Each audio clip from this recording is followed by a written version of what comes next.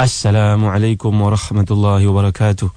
Innal hamdalillah nahmaduhu wa nasta'inuhu wa nastahdihi wa nastaghfiruh wa natubu ilaihi wa natawakkalu alaihi wa na'udzu billahi min shururi anfusina wa sayyiati a'malina. Man yahdihillahu fala mudilla lahu wa man yudlil fala hadiya lahu.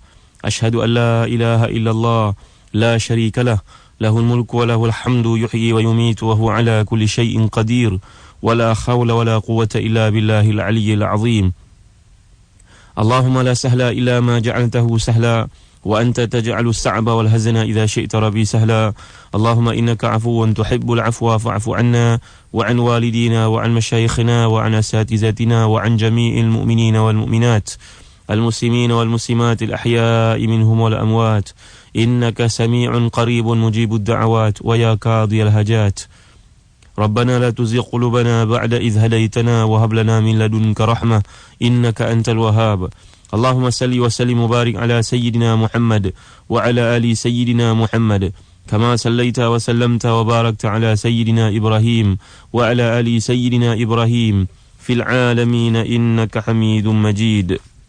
Amma ba'd. Saudara penerbit, seterusnya kepada muslim-muslimat yang dirahmati dan dikasihi Allah sekalian.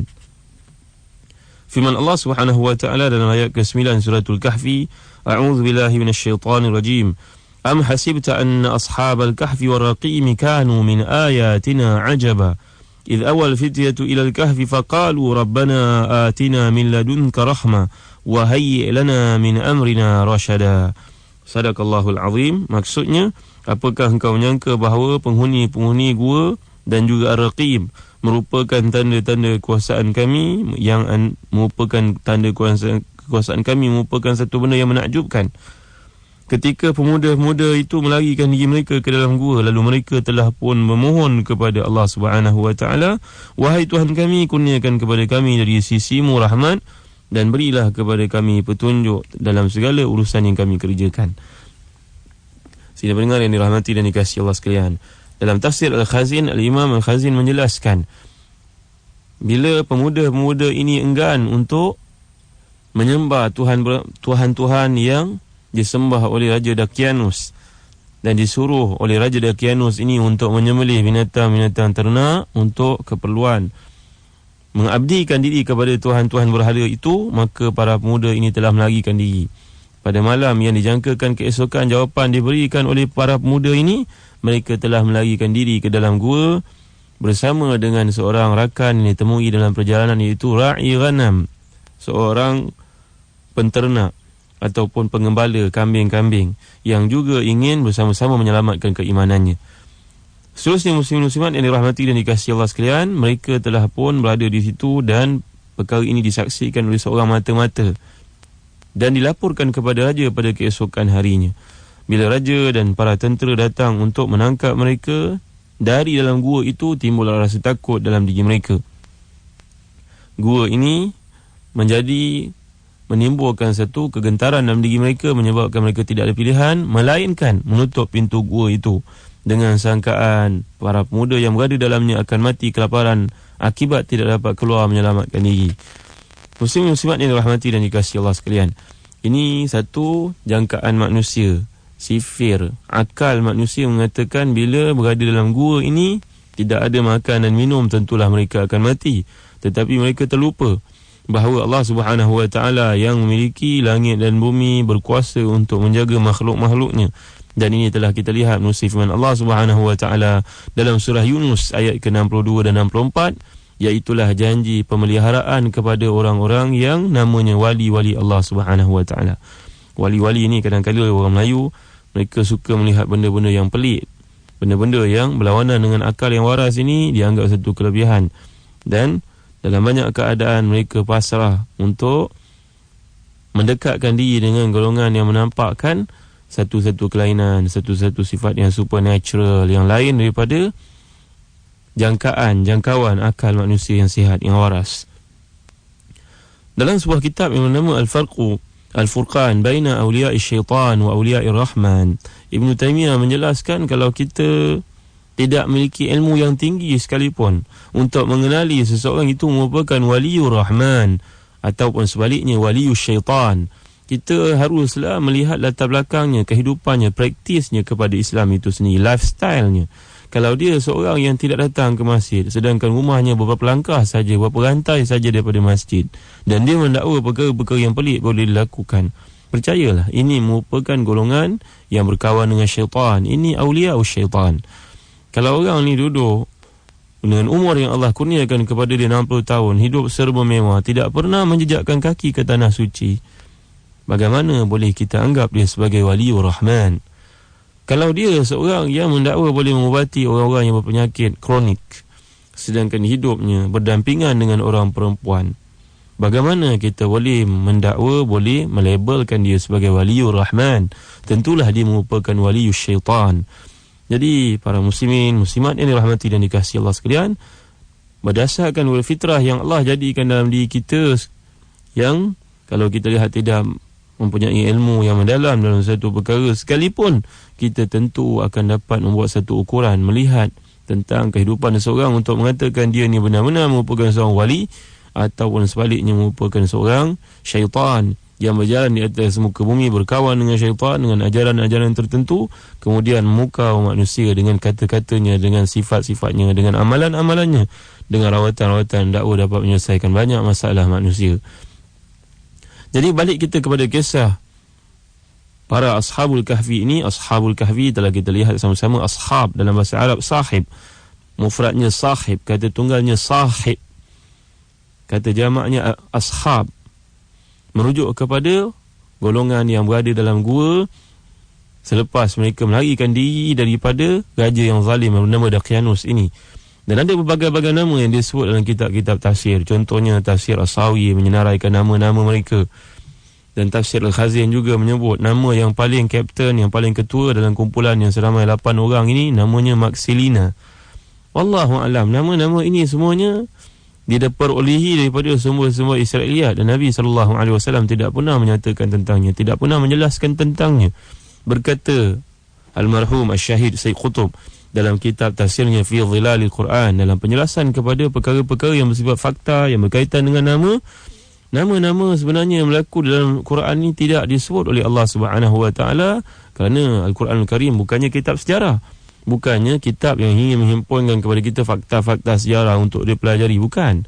Kitab Al-Quranul Karim ini merupakan satu sumber rujukan di sudut akidah, dan peristiwa-peristiwa yang dikemukakan di situ untuk memperkuatkan, nak reinforce binaan akidah dalam diri kita agar kita mencontohi amalan mereka-mereka yang terpuji ini.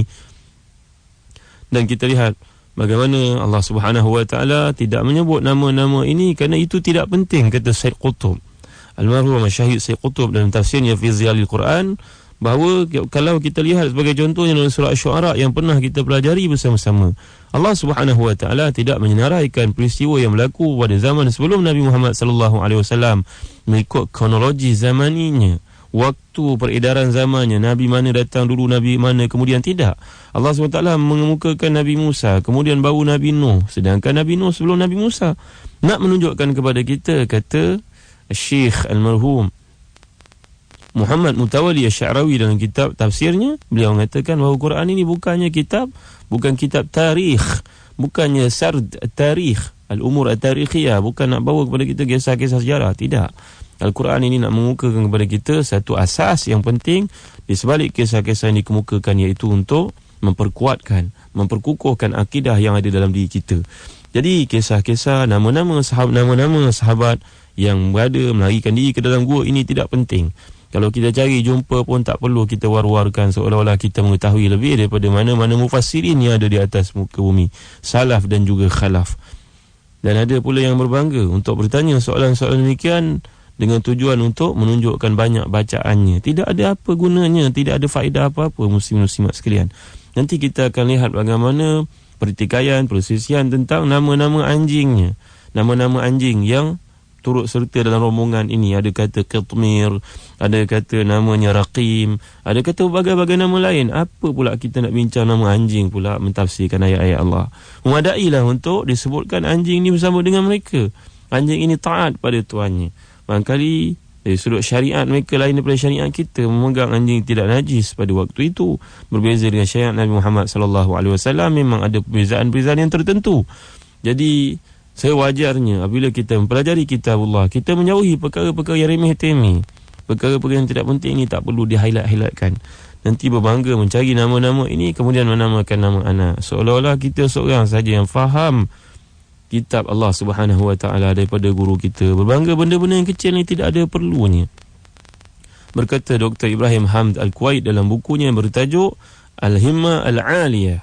Orang yang berhimmah tinggi ini antara sifatnya dia tak suka nak mempertikaikan benda yang kecil-kecil yang tidak ada gunanya.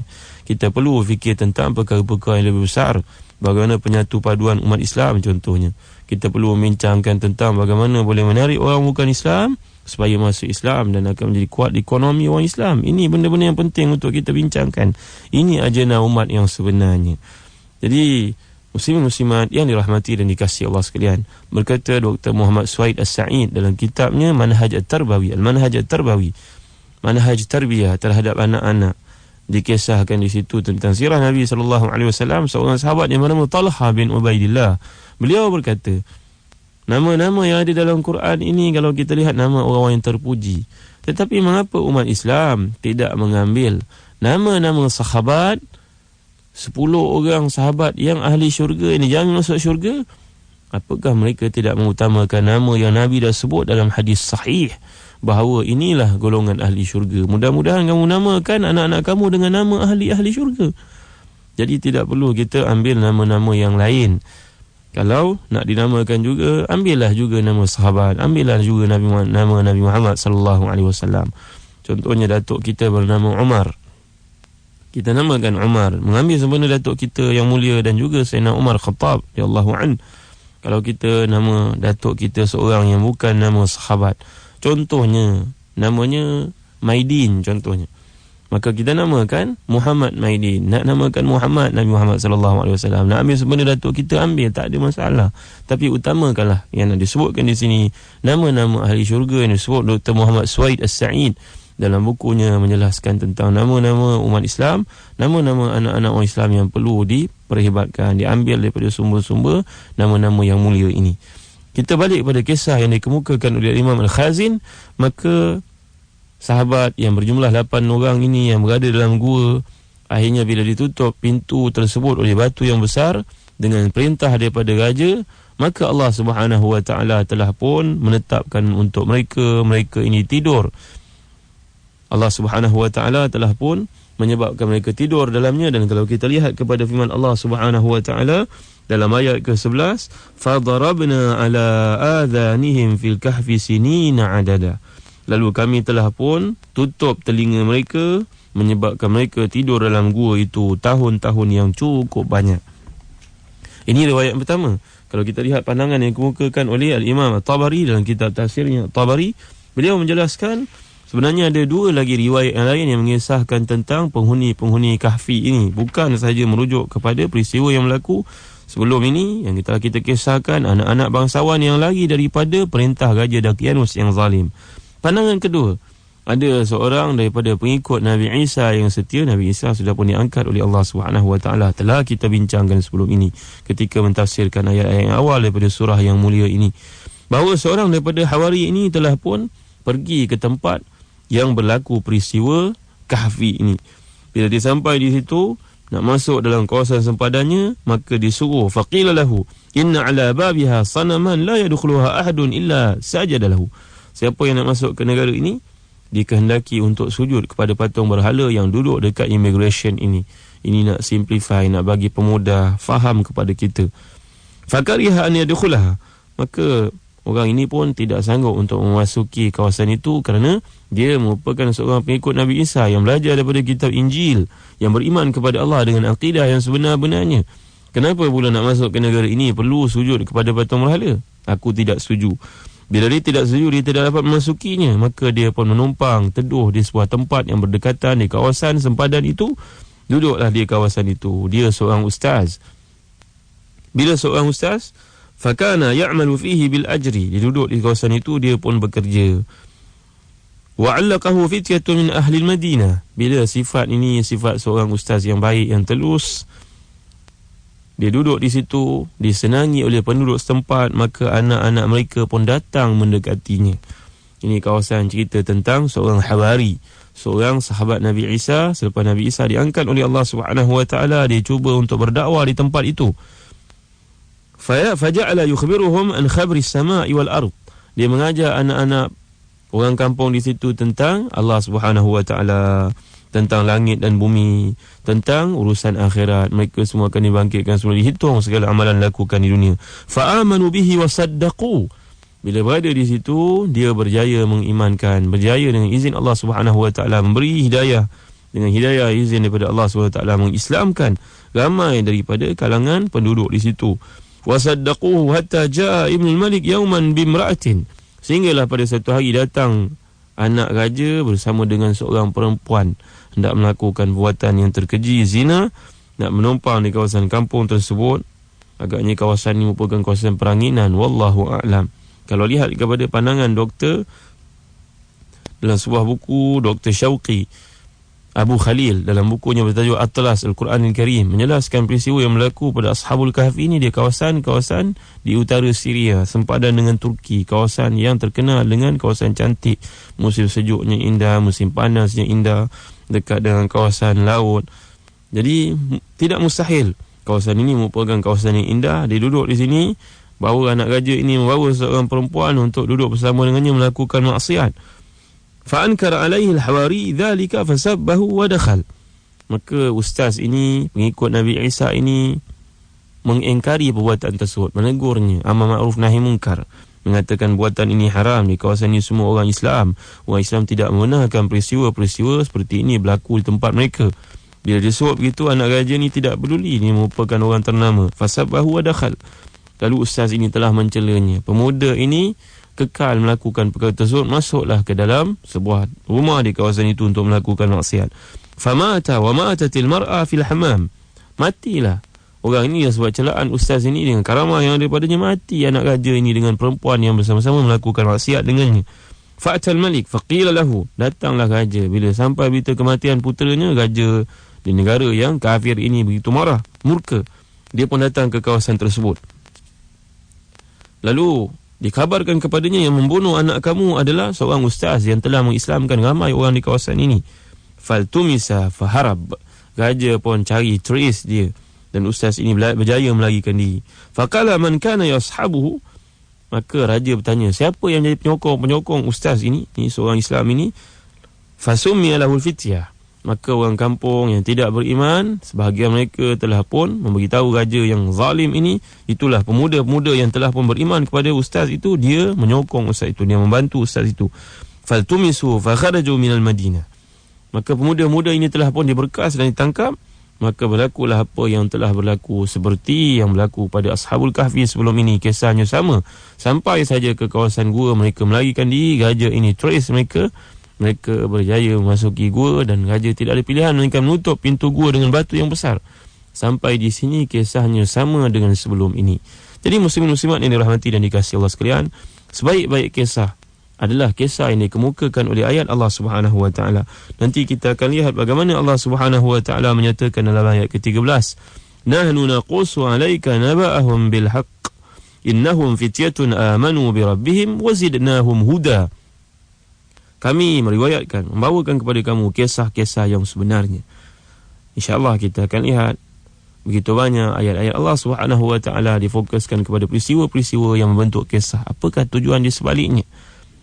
Mudah-mudahan dengan baca ayat Allah ini, dengan menyelami kisah yang terdapat di sebaliknya, menyebabkan makin hari makin dekat kita dengan Allah Subhanahu wa taala, makin mengukuh semangat keislaman, jati diri Islam yang ada dalam diri kita dan generasi anak-anak. Wallahu a'lam. Wa sallallahu ala sayyidina Muhammad wa ala alihi wa sahbihi wa baraka wa sallam. Wassalamu alaikum warahmatullahi wabarakatuh.